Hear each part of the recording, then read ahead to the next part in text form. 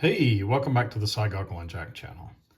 This is my 19-year-old Zippo Pipe Lighter. It was made in May of 2005. And it could use a refresh. It's covered in soot. The wick is 19 years old.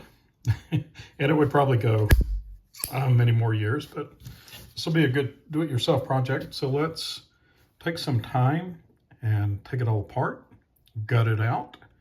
And I've got a rebuild kit here, and we will give it a good refresh. Let's see what's in here.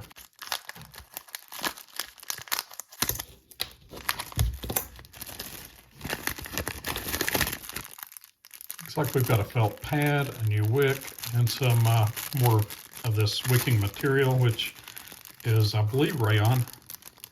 I don't believe it's just cotton. It could be. And they gave me a little thing with some more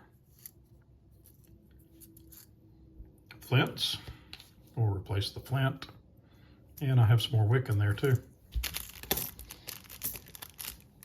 This little rubber gasket came with it as well.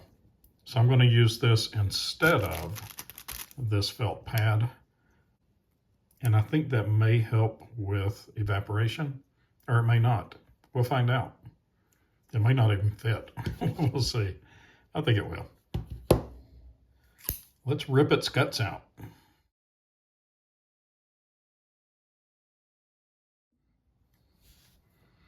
So 19 years ago, when they put this slider together, they only put the wick about halfway down.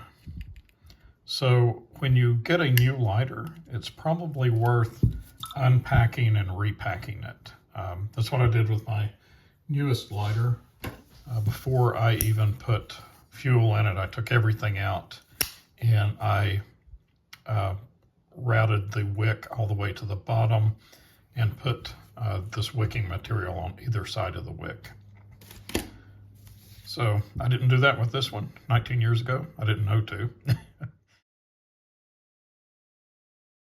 Okay, that's pretty much it. This stuff right here next to the flint tube, whatever it's called, is really stuck in there. So I'm just going to leave that packed in there, and I'll clean this up and we'll repack it with new stuff. Although this stuff looks really pretty good, but you can tell it's really compacted and it's not going to hurt to put new stuff in there. The wick still looks pretty good too. I could have probably gotten another couple of decades out of it. Just trimmed that end off of it. I'll keep it, but since I've got a new one, I might as well put it in. I've got some case paste here and an old toothbrush. This is just a light abrasive that I'll use to really get in there and dig this out. And we'll come back. All right, that cleaned up pretty well. Pipe lighters are really bad for getting sooty because, you know, you're lighting through all this metal. It has a little cap here that you can take off or leave on. I'll put it back on. But the back side of this was just caked. I had to scrape all the soot off of there. And everything still has a little bit of tarnish to it, and that's okay.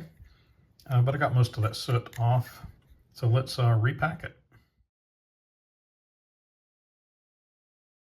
Okay, so between my tweezers and my pliers, I've been able to get this through from the bottom.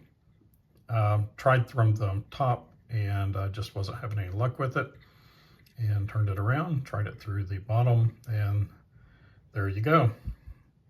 All right, let's pack it.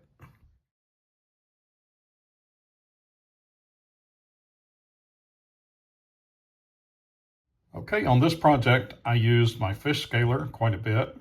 I used tweezers, I used my pliers, I used scissors and screwdriver, and I used the blade of this Tinker to hold the wick down on the wicking material so that I could stuff one side, then turned it over, then stuck my knife blade on top of the wick and the wicking material, pushed it down, and then pushed in more wicking material on the other side of it. This rubber gasket fits pretty good, and it went together well. And there's a place in here for a spare piece of flint, so I will put some flint in there. Put the cap back on, and it fits together really well. So everything works. I trimmed the wick so that the flame will fit nicely in the side of the chimney, that hole there. And I think this is going to work.